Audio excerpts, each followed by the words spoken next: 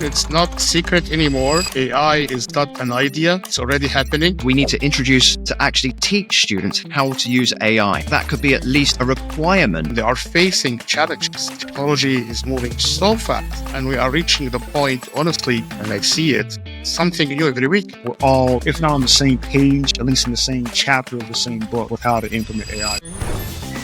Because then it gives recognition to all of the teachers, all of the students. This is the standard viewpoint from us on AI. And then gaming as a way to replace what we have right now in terms of education system. Generally speaking, be it Japan, the US, wherever we are, I think the educational system is in need of some kind of shakeup. Hello, everyone. I'm very happy to be joined by Dr. Stroud and E.G. Mark, brilliant educators. Robert is a professor of English language, teaching at Hosei, Japan. E.G. Mark is a keynote speaker, presentation coach, TEDx trainer, and also a university instructor at Conan University, Toastmaster. I will let them introduce themselves, and let's start this wonderful panel about education, AI, and future of our kids and humanity. Well, first of all, hi, Sam. Hi, CJ. Thanks for including me in this wonderful panel. I think this is a really great, very important focus for people to listen to now. My name is Robert Stroud. As Sam said, I'm a professor at Hosei University in Japan. I've been living here for almost 20 years now, and I've been very much involved with all levels of education here, and trying to understand the future of education for students in terms of not only language learning, but also things like critical thinking and helping them try to find their place within the rest of the world, because Japan is quite an isolated place. I have a PhD in applied linguistics, and I've been publishing and presenting globally for a couple of decades now. So hopefully people watching this may have met me. I may know you. That's about it from me. Yeah. Glad to be here. Thank you, gentlemen, for having me involved in this. I'm going to do the best I can to keep up with you doctors. CJ Marks, originally from San Diego, California. I've been in Japan for just about the same amount of time as Robert has. And I have had the benefit, pleasure, and privilege of teaching at every level of the Japanese school system, from nursery school through to university, cram school, JUCO. I had the opportunity to be the education coordinator for one of the largest private entities out here. I do a lot of speaking. Toastmasters, TEDx, so I'm hoping to add a certain perspective to this panel. I'm honored to be here. Thank you very much. Thank you. Listen, it's not a secret anymore. AI is not an idea. It's already happening. My first question, it's about impact of AI on classroom dynamics, about tools, how AI can assist teachers. We would like to have your feedback on. Yeah, thanks, Sam. That's a really good place to start. What is the classroom going to be looking like for all of us at any level, in high schools and even younger ages and universities? And this fantastic tool, as Sam said, is no longer a secret. It's here. It's in the classrooms. And what is that going to look like? How's it going to change things? So in terms of dynamics, I think what we have to realize is that we've really invited in something much more powerful than we realized to help direct the learning and help students collaborate and really put us as educators on our toes. I think that the role of the teacher is specifically going to change a lot, and the way in which students start to think about their learning has to change as well. AI has become such an unclear thing for a lot of people for a while. Like, where does it fit? What should it do? There's just a huge amount of information flying at students and teachers kind of stressing out, like, okay, how do we actually apply this? Where does it fit? So from my viewpoint, the way that classrooms need to change is, from an educator's standpoint, we really need to stand back and really watch our students. We really need to know the ways that they're going to take hold of it and use it. It's such a personal thing, AI, isn't it? So they may want to use it in different ways, and they may use it at different speeds from each other. So I think the most important thing in terms of dynamics is that teachers really learn how to become more facilitators and not leaders in the classroom. We really need to appreciate what we've got there with the power of AI and help guide students, I would say, more than anything, and let students find their own feet with the AI. It's far too early for educators to be true teachers of how to use it, in my opinion.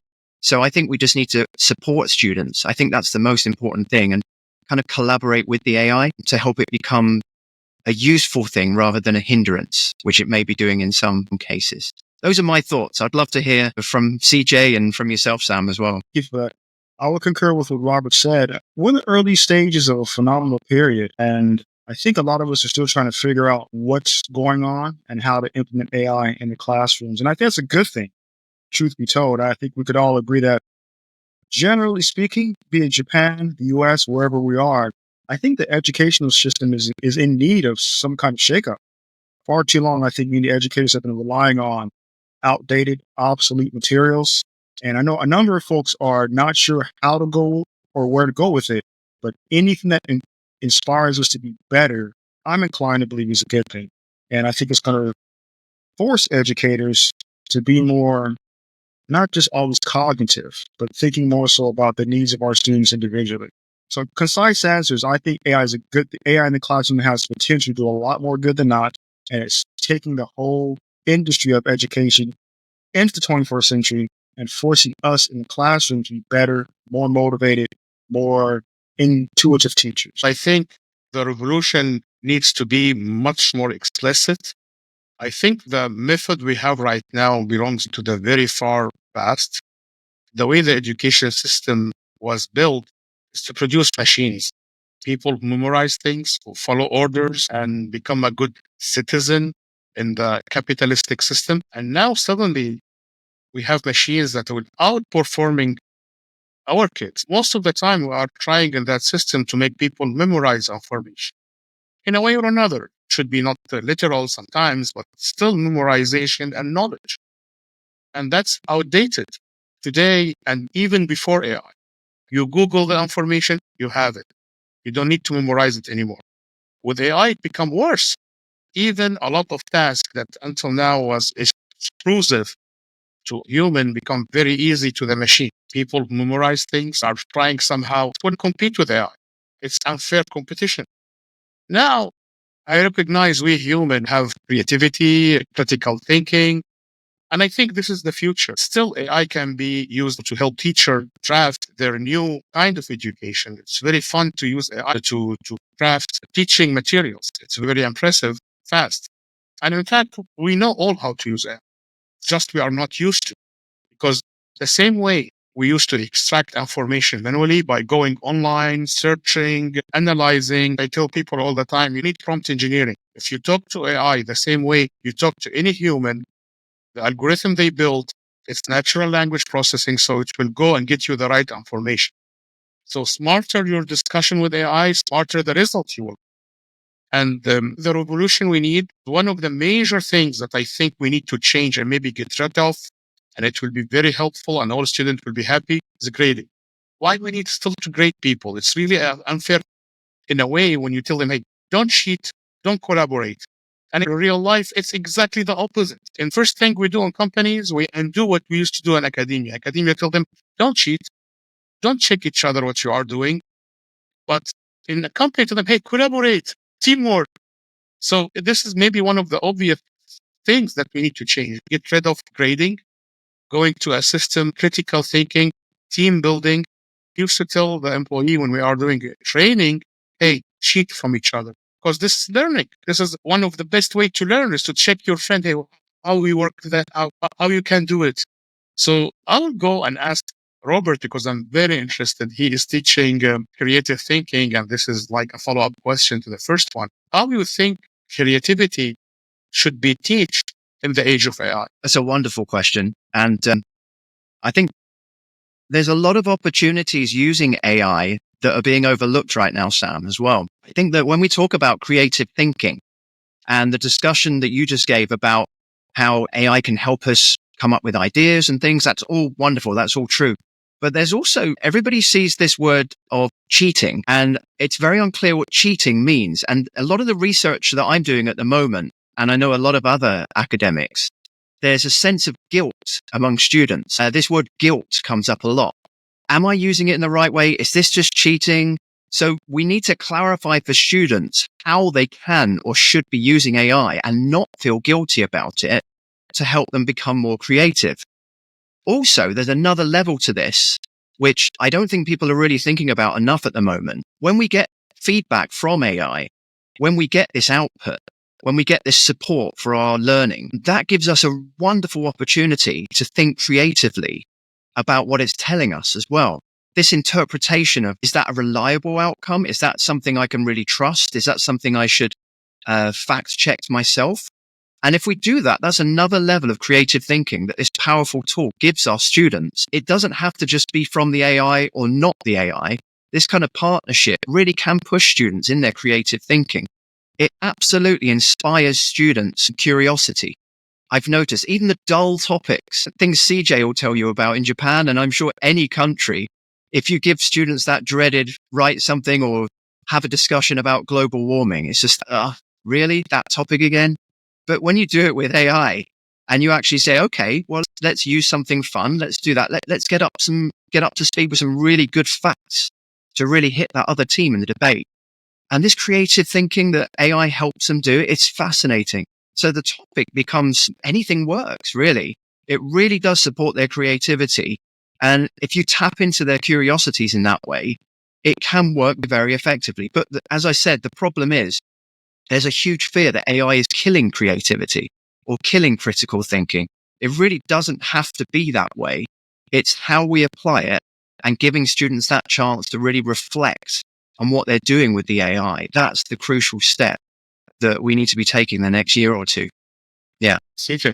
Definitely. First, before we get into that, I actually want to add on to something you said earlier, Sam. Somewhat revolutionary to hear a person say we should do away with testing, right? And I'm going to take it one step further. I think the whole concept and philosophy of homework should be, if not done away with, really curtailed. And here's why. I think the whole concept of homework in of itself teaches bad life skills in the sense that, okay, so we grow up elementary, primary school, junior high, high school, secondary, university, taking our work home with us. It's what we do. It's what homework is. And then we're expected to all of a sudden be able to have a healthy work-life balance. Well, we've been conditioned to take our work home with us. Right? So hopefully we could implement AI properly to make it so we don't have to do so much work outside of the classroom. So again, to add on to not just hopefully alleviating or eliminating testing altogether, but hopefully curtailing, if not eliminating, the concept of homework as well. I'd be big on that. That asks the question on the table. What Robert was saying, I agree with in terms of just how to implement AI properly. So first of all, AI itself is not going to make a person creative. This we could all agree upon. Not just students, but teachers, right? So teachers, we can't assume or presume AI is going to all of a sudden make us creative in the classroom. I think it challenges us to up our game and to make sure we're doing the best for our students. So this is how I see one of the many ways to make sure I am inspiring my students. Am I creative enough? Have I revised my lesson plans? Because a lot of teachers are lazy. As I know I could definitely attest to. We're creatures of habit. So oftentimes we're using the same lessons 5 to 10 plus years. With AI, it forces us to actually up our game, to implement it properly, to be more creative in the classroom.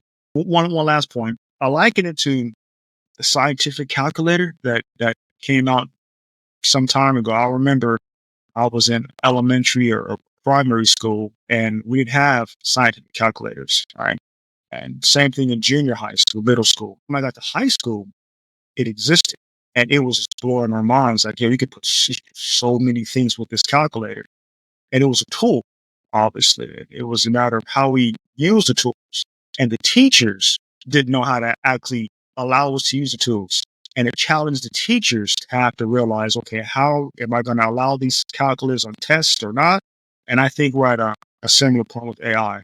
Again, challenging and inspiring the teachers to up our game. There you go. Like both ideas, I have a similar approach in my book about the human AI augmentation when the result is a super amplification. And I like how you related this to creativity. So it will be a perfect way to teach students creativity. I love that. In terms of also cheating, oh my God. I think we have given our students and kids poison. We poison their thoughts with this cheating guilt. And when my daughter is afraid to learn AI because they convinced her in school it's cheating, don't use AI, otherwise you will be harshly downgraded in terms of things. Now, it's a challenge how we define the homework of the future, because I agree with TJ as well. What does it mean to have a homework? That means don't finish your work now. Don't plan for tomorrow with your friends or with your educators. Try to finish it at home very late and suffer. Honestly, that's what it is. We know how education system started. It's to feed factories in Europe. That's how it started, in fact. It was maybe a way to press people. And I remember when I was a kid, extra homework was a sort of punishment in my school. Like, if someone is not doing well, we give them extra homework. So I know it's not good. And I will go from there to the next topic that I would love to discuss is engagement. Because one thing is how you make students engage. And Robert, start talking about it. You want to teach them something that looks boring from the first point, and then how to engage them. And I think one of the wonderful ways is gaming. We have seen this strategic game where you can build civilization, when you can plan a city, when you can do all kind of simulation and things. I think as a method of educating kids and engaging them with the topics, it's wonderful. And by the way, most of these games are AI. It's AI engine most of the time based on rules. And now with AI improving better and better, AI gaming is better and better. So we can learn a lot from gaming. And I think it's the way to go, to create an engagement education system. I imagine as a game. Remember that movie? Maybe it's Ender's Game, when we imagine future military academy and the student thinks they are doing a game. And at the end of the movie, we discover it was a real battle. And because they are kids and creative, it's a movie, but the writer was, in my opinion, brilliant, like education without telling it. Let's reimagine education. So what's your take, Robert, in two topics, of course, engagement and then gaming as a way to replace what we have right now in terms of education system? I'm glad you brought this up, Sam, because I think engagement is an enormous thing that AI can support. And engagement's been a part of my research for about 15 years now. And I was very excited when AI came out. I didn't realize at first, but it hit me after a few months. I was thinking, wow, this really could support engagement. And the games that you talk about, Sam, as well, that can be hugely connected to it. There's a term in research called gamification of learning. So basically, you take something that a student would normally find unappealing or dull for whatever reason, but you turn it into a game, but in essence, they're doing the same thing. And through that, they become much more interested. They reach a state of what we call flow by a famous author called Csikszentmihalyi. And they kind of go into the zone, if you understand sports as well, where you've been playing something and you forget about time. You're enjoying it so much. You just want to keep playing it. And you look at the clock, you're like, wow, is it that time already?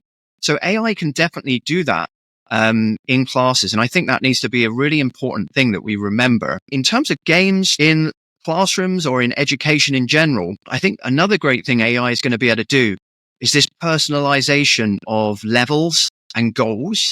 So within games, it doesn't have to be a set thing that everybody's playing or everybody's doing. AI is very good, as we know, at adjusting to the user. So if somebody's struggling with some material or somebody's, going further ahead than other students or have different types of goals within that course, it can completely tailor that game or that way of gamifying the materials to that person. And I think this is something that really needs to be looked at a lot across all subjects being taught at any age as well. To date, we've had some very good systems online, things like flashcard systems for helping students memorize things.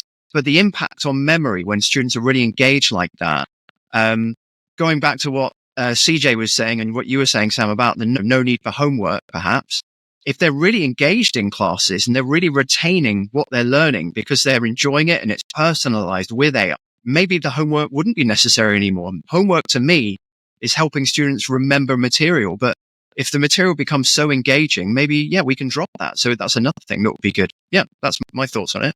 First and foremost, Ender's Game. That was interesting. You mentioned that, Sam. That's an amazing movie. As long as you let the students know what's at stake beforehand. I remember that movie. Part of the surprise was he had legitimately wiped out an entire species. He was like, "Oh, thought we were just training." So we have to make sure we let our students know what's at stake. Recently, I actually had to make some significant modifications to a class I teach. Concise version class is about business communication skills the students have to make a resume.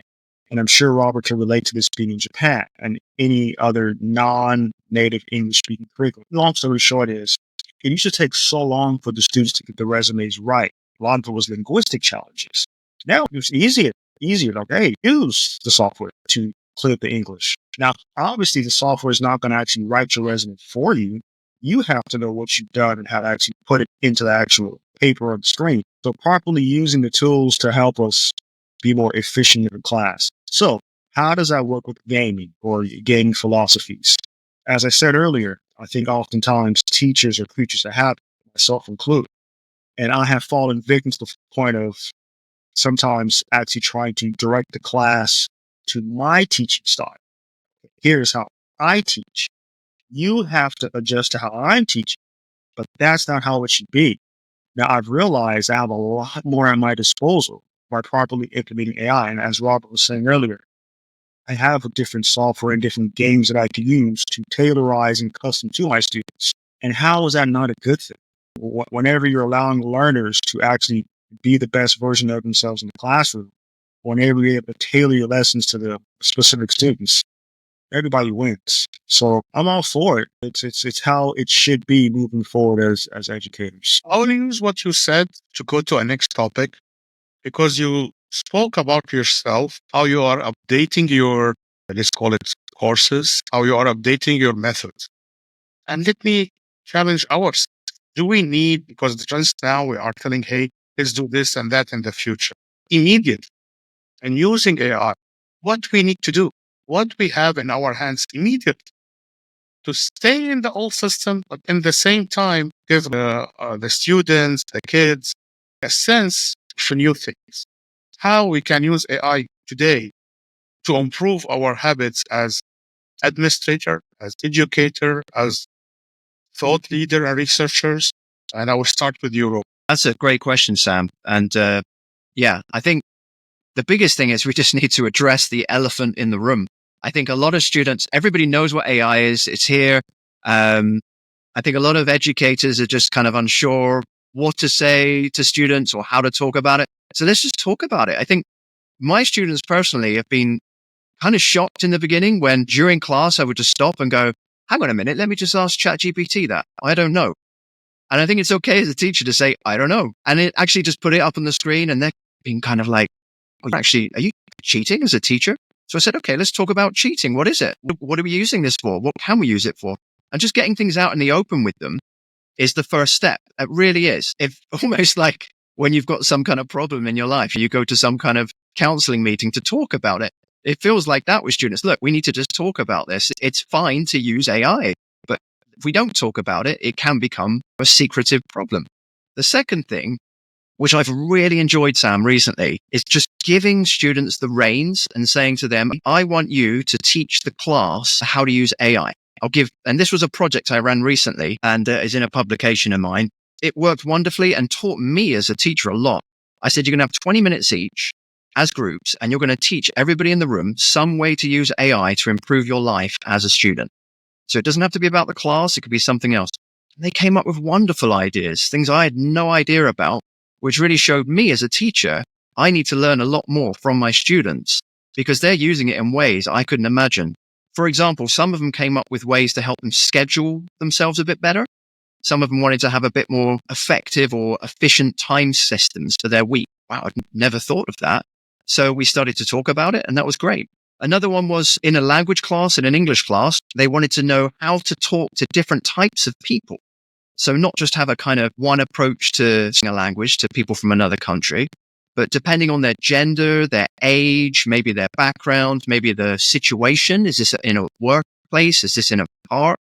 So they started to learn how to use AI to really tailor their learning experiences like that.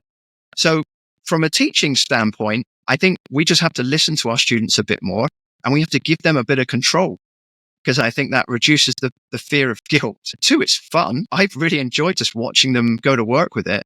And 3, as a teacher, I was learning a lot about the reality of the situation. So getting it out on the table, that's what I would say from my side. It definitely, maybe two points. I'd say over the past, let's say 3 to 5 years, and I think maybe Robert could attest to this as well. I think the most popular is probably Google Sensei, right? Sensei being teacher in Japanese. Google Sensei. That's what people always refer to, oftentimes in my situation anyway. So we've already been using the technology, right? We've already been utilizing and bringing in outside sources in the classroom. Now, I think this is taking things to a different level, and I kind of want to walk it back a bit.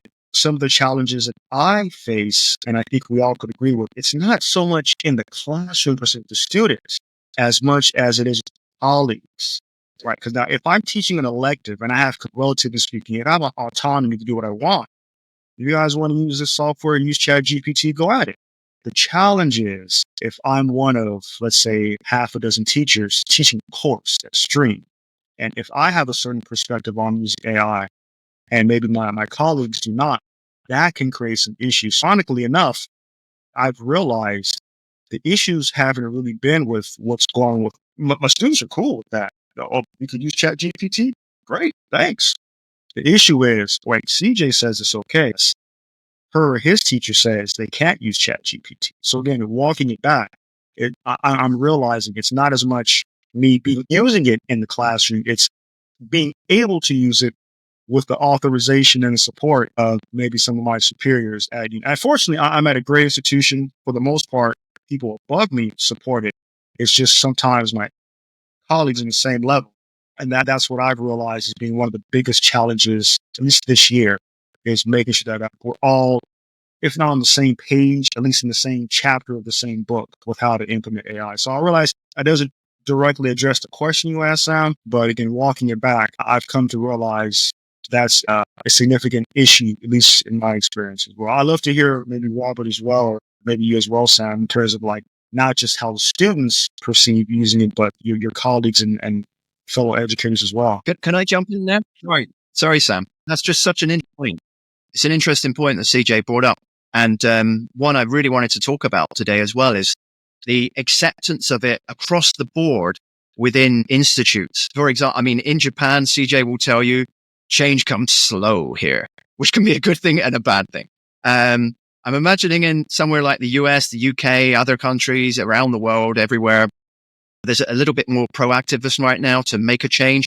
And what really needs to happen to make what CJ was talking about a better situation is there needs to be courses taught. My actual opinion is we need to introduce a course into a university or a school to actually teach students how to use AI. Or that could be at least a requirement at the beginning of each course, even if it's only like 20 or 30 minutes of a course at the very beginning, because then it gives recognition to all of the teachers, all of the students across the board. This is the standard viewpoint from us on AI. Like CJ was saying, if one teacher says yes, another one says no way.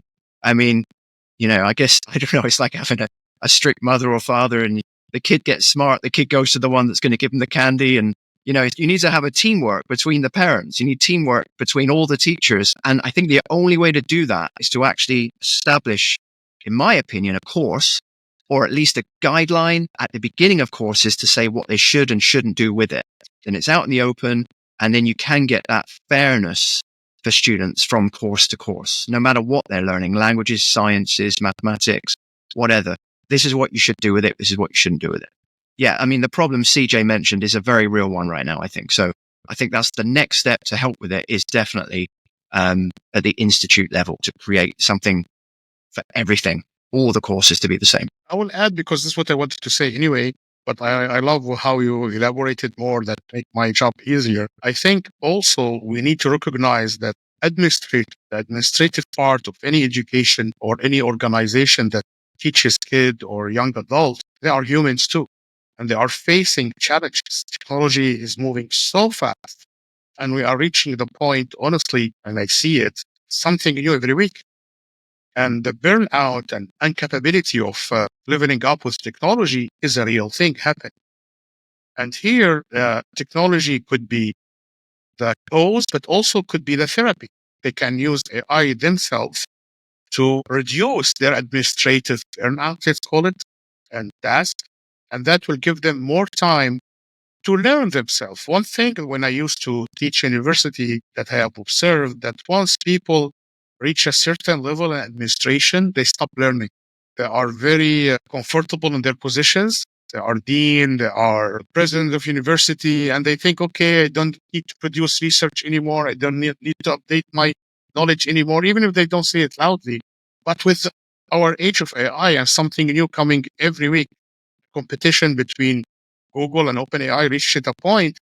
They come up with a great innovation. 1 month later, the other company doubled the innovation just to get ahead of them. It becomes really unbelievable. So if I project that to the administrative part, that I think they are overwhelmed, but I will tell them the solution is the same problem you are trying to regulate. Use AI to figure out how you can use AI. And I agree with Robert, you need to have the rules very early. Two words that could kill AI very early is algorithmic bias. I got in a heated debate with one of my friends about a topic, and then they asked ChatGPT, and ChatGPT gave the wrong answer. So I went to old Google to find my sources. Effectively, there was a conflict of sources. And why there was that? Because most of propaganda websites give information, and ChatGPT is straight on the internet. So algorithmic bias, and then the other thing is responsibility. Who say it's okay, it's not okay, right? AI is just a tool and has algorithmic bias. Take Robert. That's a fascinating question. I'm not sure it will kill AI, but it's definitely something people have looked at and showed a lot of concern about. The way I see it, Sam, is the same way that you might take part in a media studies course at university. We look at the media, for example, and, I won't name network names. We probably know some of the ones I'm talking about, where there's, a huge amount of bias towards maybe one side of an argument or a conflict. And those are courses that are very good for critical thinking for students. They look at that and they analyze the media. How are they using specific vocabulary? How are they using imagery? How are they using specific choices of people that they interview to push one side more than the other, maybe intentionally or not intentionally?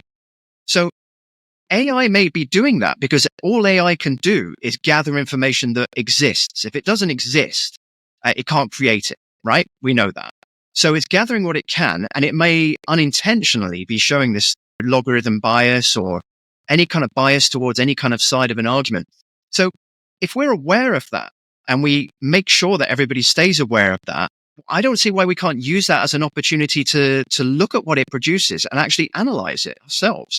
I don't think we should ever be 100% reliant on the outcome from AI, no matter how good it gets. I don't think we should be 100% reliant on anything we hear from a person, anyone, even your best friend sometimes. Maybe they've got some reason they're telling you something. Maybe they're trying to convince you to go to a party with them or something, and they're not telling you why. There's always something behind something that we're not aware of, but we always use our thinking and we always use that as an opportunity. So in terms of bias from AI, maybe in a way it's a good thing that it exists in there, because that does give us an opportunity to think about what we're being told. If we suddenly got told tomorrow, okay, AI is perfect, it's never going to give you an answer that's incorrect, and it's never going to give you an answer that favors one side over another, is that not the point where we stop thinking? So I think that maybe that bias is something that we need in the system in a way, whether that's intentional or not. And I don't think it will kill AI. I don't think it will end up being as dramatic as that. I think it's most important that we just stay aware of the fact that it's just kind of one person telling us something, no matter how smart they are. And if we think of it that way, I think it will be fine. Yeah. I concur. And we can look at AI. Of course, those two letters AI can mean so many things. People say artificial intelligence. I'm a flipper now and say it could be AI as an accountability instrument. It forces us, as Robert was saying, to be accountable. Right? Let me give you two clear examples. Class I'm actually teaching at the universities, American Studies, is teaching about America to first-year Japanese students. And one of the components is talking about cultural leaders, business leaders, political leaders. Anyway, Michael Jackson, the late great Michael Jackson, came talking about the move he used to do, which is him moving backwards. What's that move called? Everybody says the moonwalk. No, it was misnamed. That move Michael Jackson did is called the backslide, right? For whatever reason, the majority of people think it's called the moonwalk, but it's not called the moonwalk. I actually had the benefit of meeting the man who actually trained and taught Michael Jackson that move. His name is Jeffrey Daniels. Anyway, all that to say this. AI is just the most recent example of how information could become hegemonic, quote unquote, knowledge and could be wrong, right? So we can't rely on one tool, be it AI or, as Robert was saying, a human being. We always have to vet our sources. Give you a second example. As the students have to write biographies on certain figures, one of the figures being Walt Disney. Now, you ask your average, let's say your average Japanese citizen of a certain age about Walt Disney, you get a lot of positive things for obvious reasons. The majority of my students were completely unaware of the World War II type propaganda cartoons Disney was directly responsible for. And it just completely changed their whole perspective. How, okay, this one human being was able to do so many good things and so many, let's say, not so good things. That just comes back down to having multiple sources. So again, be it AI or human beings, we can never, ever, ever, ever rely on just Chat GPT or just this network or just that teacher to be the source of knowledge and information. It could be a source, but whenever we fall down that rabbit hole of going off of one source as being the ultimate voice, that is always going to be problematic, be it AI or Just to do a small follow, for example, of OpenAI. Google, for example, it was this scandal when they generated pictures that's supposed to be historic when we saw black Nazi soldiers, Japanese, Native American. So it does not make sense because in their algorithm, they want it to be, let's call it, diverse. So it starts generating things diverse when it shouldn't. Yes, there is sometimes something not good in our history. Our history, as you said, the example of Walt Disney and involvement in World War II. We don't know. Maybe in 50 years from now, people will laugh at our behavior and moral standard until, hey, you don't say that term anymore because it's offensive. And it's true. Today it's offensive. But tomorrow, we don't know. Maybe a bias will be a big word. We never know. So when I'm afraid, and I am for AI, if you follow me a little bit, you will know how much I am for AI.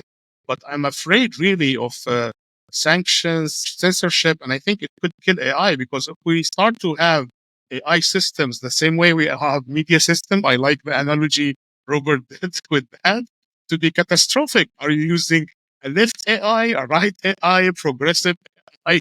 It would be like even a joke, but it's where we are heading to. And unfortunately, AI is just algorithm written by a human. And if you have a follow up on this, any heat. I have no problem with Disney. I like Disney. I don't need the Disney people coming after me. Just to be clear about that. Yeah, Disney. I don't need them on my back at all. I like Disney. Just the balanced history of Disney. Anyway, just something you said reminded me about the terminology we use and just doing the best we can with the current information we have. Clear example. I was in a situation where I actually referred to somebody as ma'am.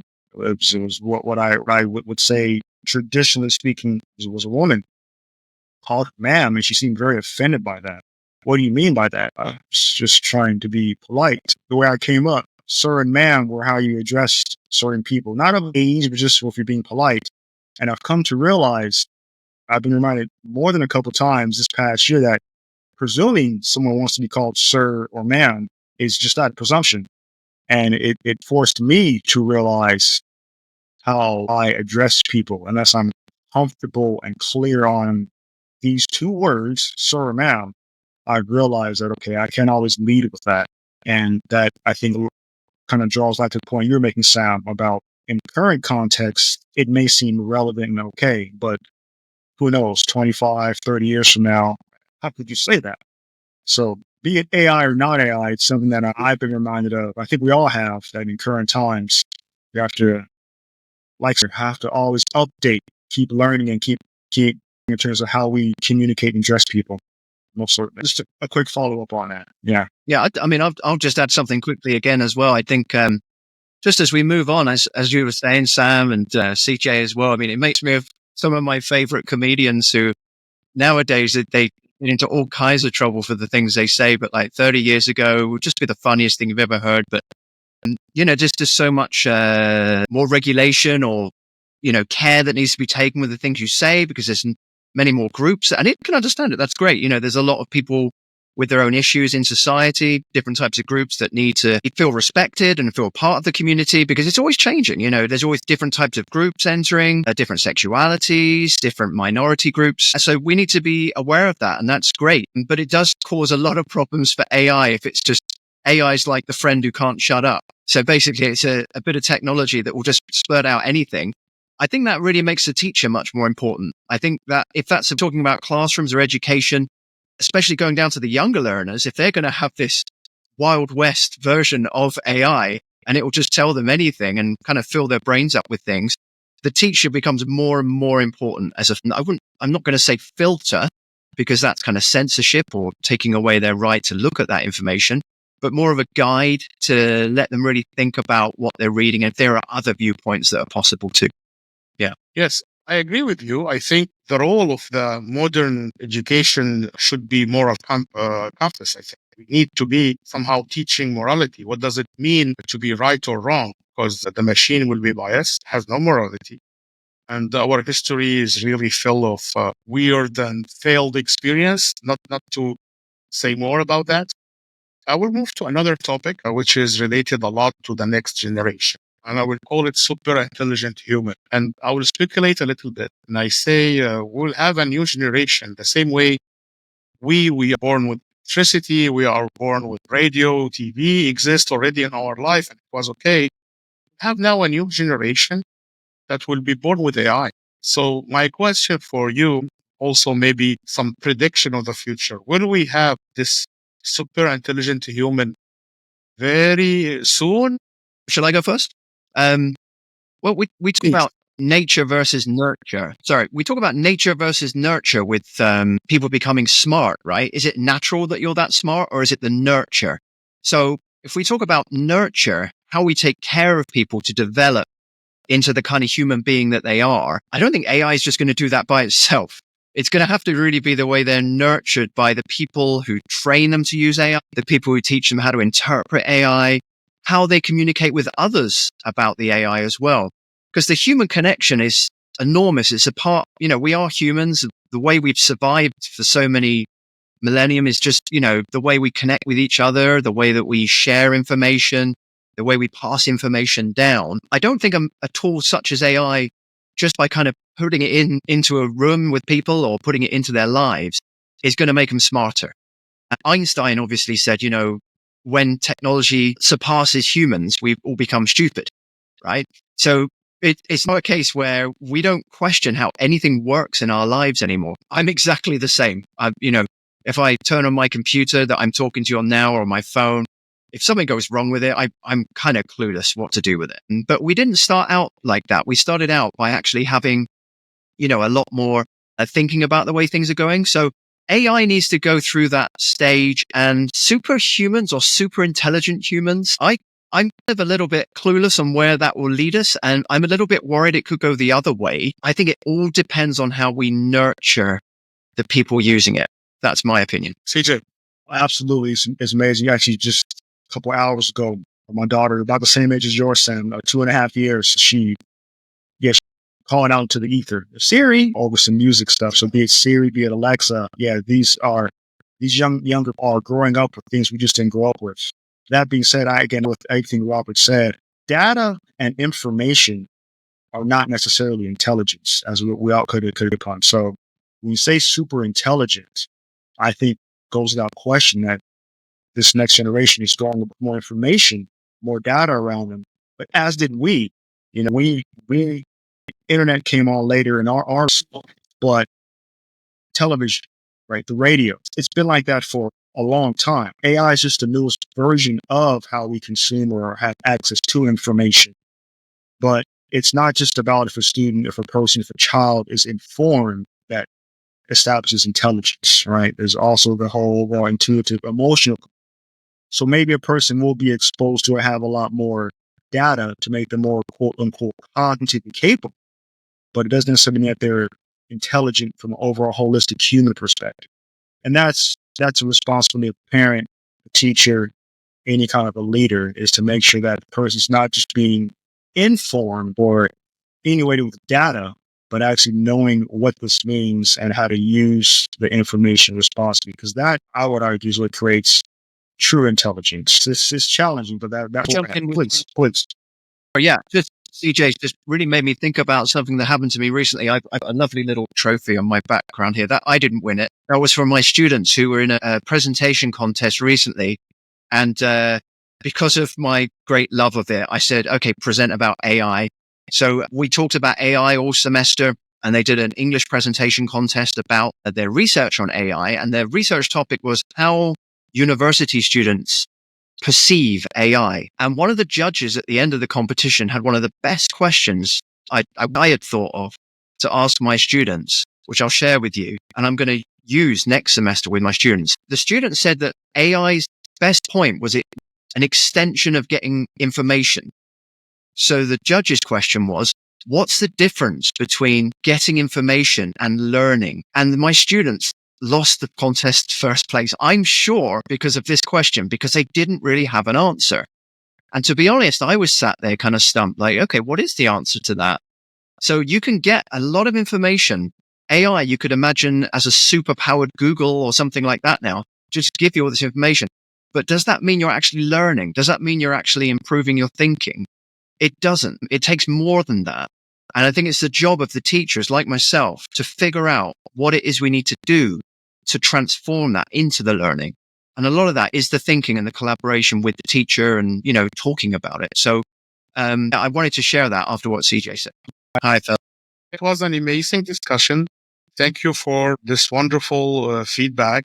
Robert, do you have a last word to say before we say goodbye? Yeah, well, obviously, thanks, Sam. Thanks, CJ. I've really enjoyed talking about this. And this is something that we need to talk about a lot more, is how AI is going to fit into our lives. So my closing thought, I guess, would be for teachers and students and maybe parents too. AI's future is a collaboration. It isn't a replacement for anything, especially not for humans. So please try to think of ways that it can fit into your life with the awareness that you need to work with it, not relying 100% on it or against it. Yeah, not much else to add. Just thank you again, Sam and Rob, for having me involved in this panel. It's been great. It's amazing because next year is 2025. That's 25% of the century. And at least from my perspective, coming up, 21st century was supposed to be all kind of stuff going on. And I can say in many regards, this whole AI revolution actually feels, in my opinion, feels like what I was promised as a child, first century stuff going on. So be it education, be it business, finance, I think we're in the early stages of a very significant period. And as Robert said, as Sam definitely concurred, it's not just to AI to write our human history and to plot our course. It's going to take all of us being involved actively, assertively, maybe even aggressively, deciding how we're going to implement and use this for the betterment of humanity. There you go. So it was a great panel. I think it's a step forward toward how we can use AI in education for a better future for our kids and our students and the whole humanity. Thank you. You have been a great panel, and hopefully we'll do a follow-up panel soon. Thank you again. Thanks, Sam.